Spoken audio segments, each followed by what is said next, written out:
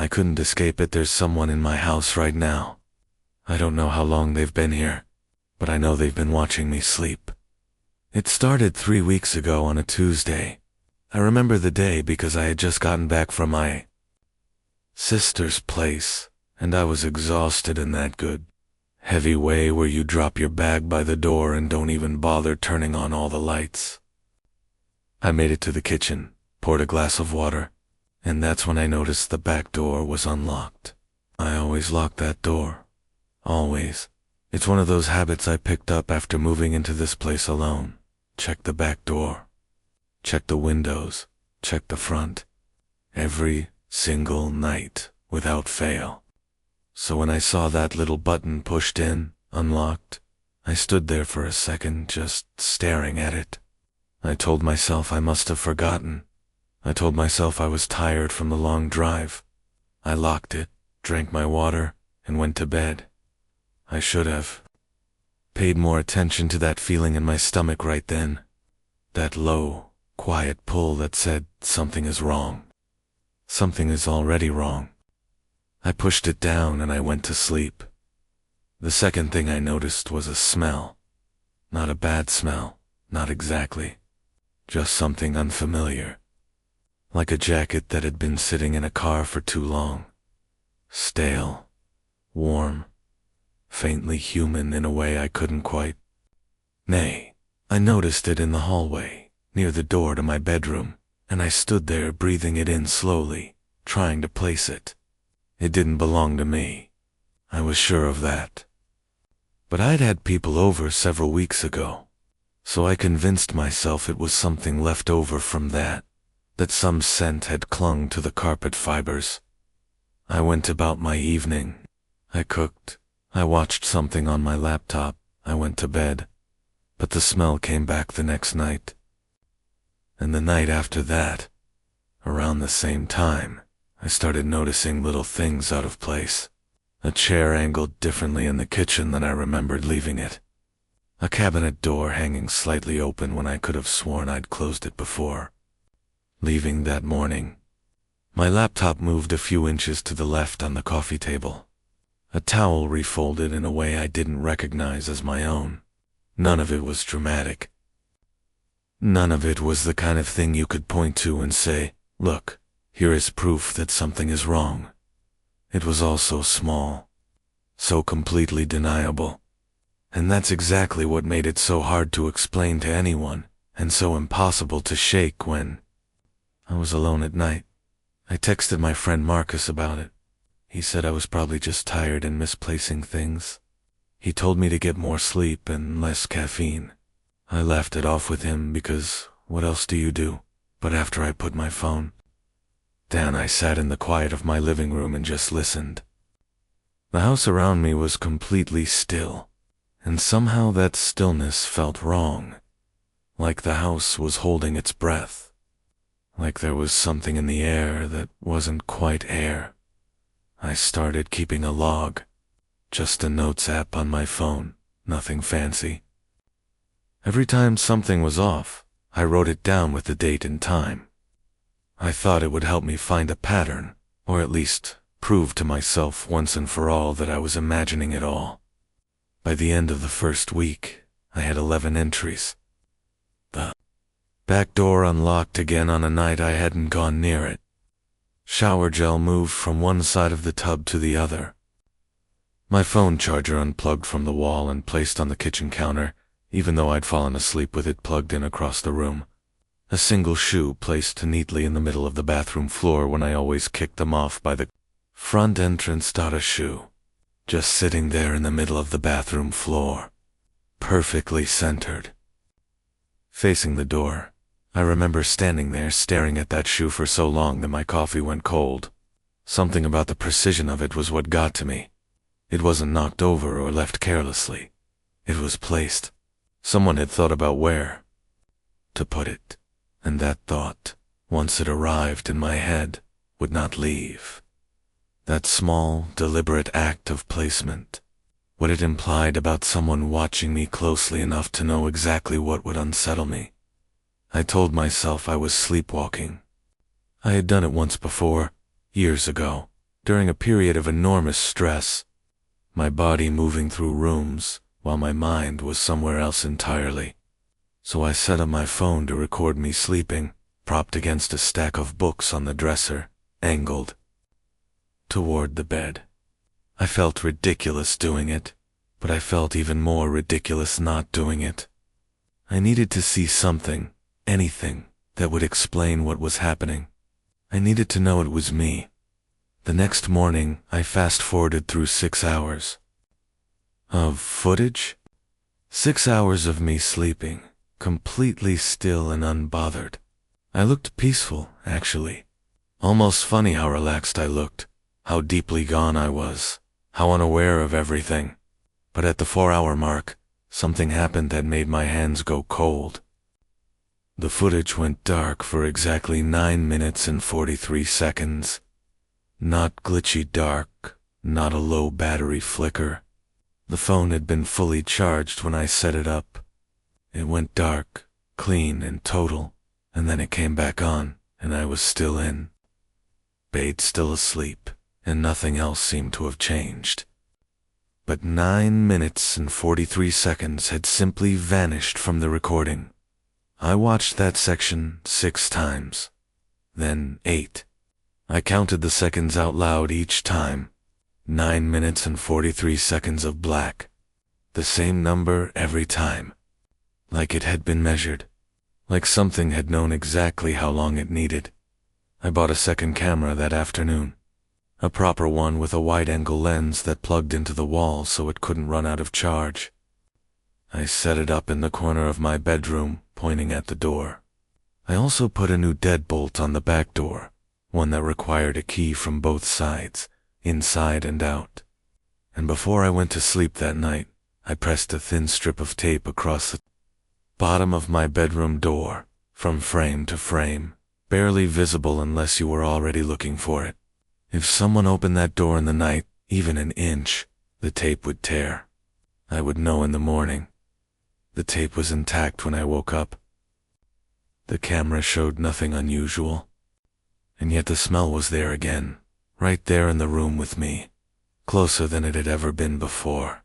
It's not drifting from the hallway, not coming from somewhere else in the apartment. It was in the room itself, thick and warm and wrong, sitting at the back of my throat like something alive that didn't belong to me. I went through every inch of that bedroom. I opened the wardrobe and checked behind the hanging clothes, ran my hands along the back of it. I got down on my hands and knees and looked under the bed with my phone flashlight. I checked the small adjoining bathroom, behind the door, inside, the cabinet under the sink, behind the toilet tank. I even knocked on the walls slowly, pressing my ear to the plaster and listening for anything hollow. Feeling stupid, not even sure what I was looking for. Nothing. Nobody. The room was empty. The tape was unbroken. The camera had recorded nothing. But that smell was there with me, undeniable and close. And it sat in my apartment all through breakfast and followed me quietly into the afternoon. It took me 4 more days to find the panel. I found it because I was looking for a jacket I hadn't seen in a while and pushed the wardrobe a few inches to the left to check if it had fallen behind. The wardrobe was one of those big old heavy wooden ones that came with the apartment. Dark and solid, and so heavy that I'd never had any reason to move it since the day I first placed it against that wall. But I pushed it just a few inches to the left, and behind it, set into the wall at about knee height, was a panel. A small wooden panel, roughly 2 feet square, painted the exact same off-white as everything else in the room. Flush with the surface. Completely invisible unless you were standing at the right angle with the wardrobe moved aside. I stared at it for a very long time before I touched it. My legs didn't feel entirely like mine. My whole body had gone quiet in the way it does when something ancient in your brain has already understood what your conscious mind is still slowly catching up to. I told myself it was probably just an access point for old pipes or electrical wiring, Old buildings have things like that hidden in walls. It didn't have to mean anything terrible. There was almost certainly a completely ordinary explanation. I pressed my palm flat against it and pushed gently. It swung inward without any resistance at all. Behind it was a space. A crawl space, maybe 3.5 feet high, stretching back into the darkness, well past what I could see with just the light coming from my bedroom. The air that came out hit me in the face immediately. Warm, stale, that smell. That exact smell I had been breathing for 3 weeks, now flooding out at me from the dark without apology. And just inside the opening, sitting neatly on the bare floor of the crawl space, was a folded blanket. Not old and dusty, not abandoned there for years and years. Clean and folded. It smelled faintly of fabric softener. And right next to it, placed carefully upright, a small plastic water bottle with the cap screwed on tight. About half empty. Someone had been living in the wall of my bedroom. Sleeping there. Breathing there. Lying a few feet from my head in the dark every night and listening to me exist. And I had felt nothing. I had slept soundly, rolled over, breathed deeply, and felt absolutely nothing wrong. I don't remember clearly what happened in the next few minutes. I have fragments that don't quite connect. Being in the hallway with my keys already in my hand, standing at the front door, the cold of the handle in my fist. Being outside on the pavement in my sleep clothes, the cold night air hitting my bare arms, calling the police, speaking to someone on the other end in a voice that didn't sound like mine, too flat, too measured, describing an address and then not much else. The police came.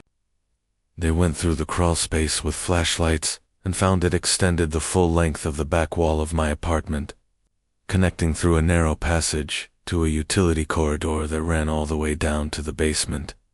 The basement access point was supposed to be locked and completely inaccessible. The lock had been tampered with, they said. Not recently.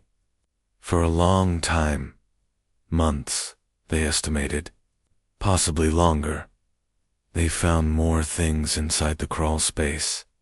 Additional water bottles. Food wrappers, each one carefully folded small rather than crumpled. A portable phone charger with a battery pack attached to a short cable. A thin foam sleeping mat rolled neatly into a corner. And a small notebook with a dark cover, filled front to back with careful handwriting. They wouldn't let me read the notebook right away, but one of the officers told me quietly, not officially but just person to person, what was inside it. Dates, times, notes, what time I woke up each morning, what I ate and when I showered and approximately how long for, when I left the apartment and when I returned, sometimes noted down to the minute, what I was wearing on a given day, whether I seemed stressed or relaxed, whether I had visitors, and how long they stayed, whether I checked my locks before going to bed, whether I seemed suspicious of anything. Some of the dates in that notebook were from before I moved into the apartment. The same precise level of detail, the same steady handwriting, recording everything about the person who had lived there before me, which meant this had been going on for a long time before I ever arrived, which meant I hadn't been chosen specifically. I had just been next, and there was no particular reason to believe I would be the last. They never found who it was. No fingerprints they could match to anyone on record. None of my neighbors reported seeing anything unusual, though one couple in the apartment below mine mentioned they sometimes heard faint movement in the building at odd hours, very late at night or well before dawn. They had assumed it was pipes, or a neighbor coming home late. Of course they assumed that. We all find the most comfortable explanation available and hold on to it with both hands because the real explanation is too heavy to hold. I moved out. Within the week, I stayed with Marcus for a while, and even there in his familiar apartment where I knew every room, I could not sleep properly. Every small sound pulled me awake and left me sitting rigid in the dark, counting. Every shadow in a doorway made me hold my breath. I started checking behind furniture before I let myself settle into any room. I started pressing my palms flat against walls and feeling for anything that gave just a little too easily, any panel that moved when it shouldn't. Marcus said I needed to talk to someone, and he was right about that. But what I was carrying wasn't only trauma. It was knowledge. The specific, permanent, non-returnable knowledge that the space behind your walls can be occupied by someone who has chosen you, who watches you, who knows your rhythms and your habits and your patterns better than most of your friends do, while you go on feeling safely alone. You can't unknow something like that. You can get better around it, but the knowledge lives in every room you walk into for the rest of your life. Months later, I was in a new apartment. 3rd floor, no basement access, windows I had measured and tested and measured again. I was doing better. Something close to better, anyway. I was sleeping without medication most nights. I was cooking real food. I was beginning to believe, carefully, that I could be all right going forward. Then I got a message from the detective. Going back through the exterior camera footage from my old building, they had found a figure, appearing on multiple nights, across several months, always arriving between 1 and 3 in the morning, dressed in dark clothing, moving without any particular hurry. The footage was too low resolution to identify anyone clearly, but they had done a second, more thorough search of the crawl space, and this time they had found something missed in the first pass. Another notebook, newer than the first, more recent dates, and at the very end of it, the last few pages, a description of a 3rd-floor apartment, a building address, a rough floor plan sketched out in pencil, notes about entry points, notes about sightlines from neighboring buildings, my new address, the apartment I was standing in when I read that message, every light in the place blazing. I read it twice. I put my phone down on the counter. I picked it up and read it a 3rd time, and I felt the bright, warm walls of that 3rd-floor apartment begin to press inward around me in a way that had nothing to do with the physical dimensions of the room. I looked at the wall behind my wardrobe. The wardrobe I had deliberately not pushed flush against the wall when I moved in. The one I'd left with a noticeable gap behind it because some part of me hadn't been ready to trust any wall completely. I felt my feet carry me toward it before I had made any conscious decision to move. I put my hand on the wardrobe. I stopped. I stood there in the blazing light of that apartment with my hand flat on the wood, not pushing. Just stood there. Because I was afraid of the empty space I might find behind it, the clean, ordinary wall that would give me no answer. Leave me with nothing to do but wait for something I couldn't name. But I was more afraid of what I would find if the space wasn't empty. The smell that would come rolling out first, warm and stale and already familiar to me.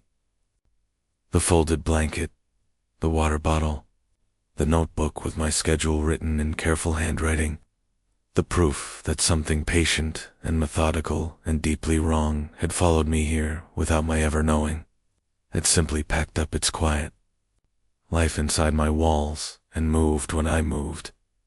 I let go of the wardrobe. I sat down on the floor with my back pressed against the opposite wall, where I could see the wardrobe and the wall behind it without moving. I sat in the light with my phone in my hands and I watched that corner of the room, and I didn't sleep and I didn't move and I didn't stop listening. Every few minutes I would pick up my phone and look at it, not to do anything with it, just to feel that I had something in my hand. Something solid. Every few minutes I would look at the wardrobe and tell myself the gap behind it was empty. Just plaster and insulation in the ordinary guts of a building.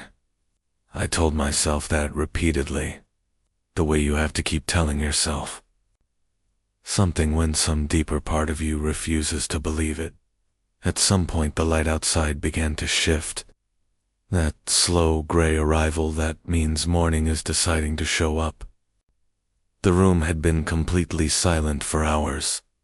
Just the ordinary sounds of a building at night. The hum of the refrigerator. The pipes contracting somewhere. The particular breathing quality of a room where someone is awake and trying not to make noise. And then, right at the edge of the first real light, in the deepest quiet of that almost morning, I heard something that I have never been able to explain to anyone's satisfaction, including my own. Very faint, very controlled. The sound of someone who had spent a long time learning exactly how to be still.